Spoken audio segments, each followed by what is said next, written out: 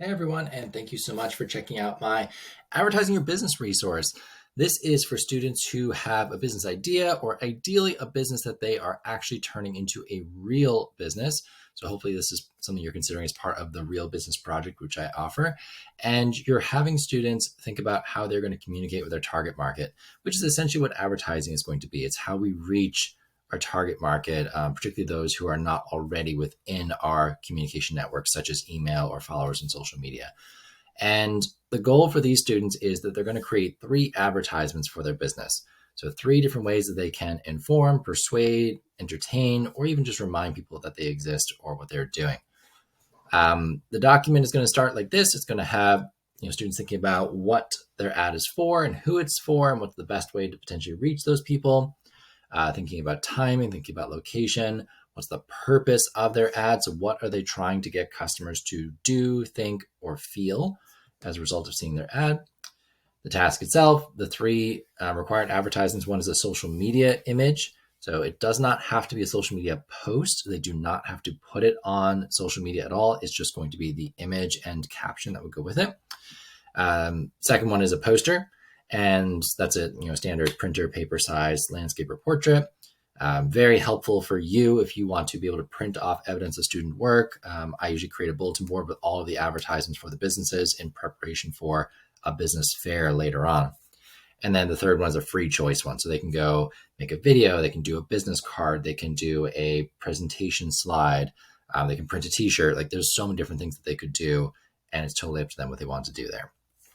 All right, and then they're going to talk about each ad. So think about, okay, what do I want this ad to communicate? How do I want it to work? What's the caption that would go with an image if it's a social media post?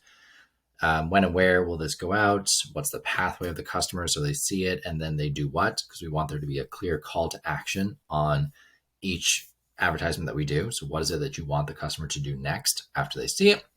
Thinking about metrics. So how do you know you're successful? So is there a way to track clicks? Is it a number of sales? Is it a bit.ly link, such as a QR code that they can see how many people actually scan it?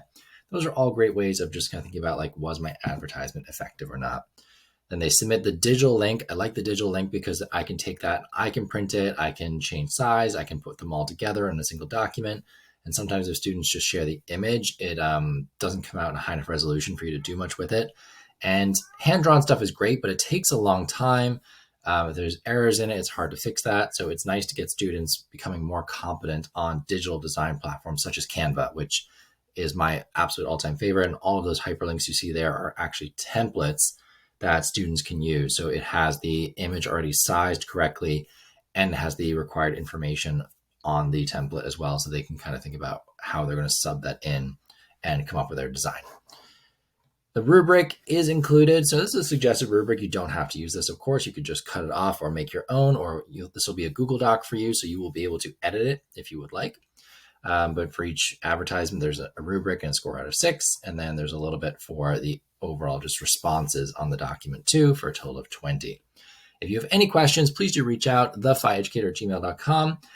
Keep an eye out for the full bundle resource, the Real Business Project, if you want to do a business project from idea generation to coming up with an idea to turning into a reality to selling to the public to maybe having a business fair at the end. I have that resource for you, and it's one of my favorite things to do every year in class.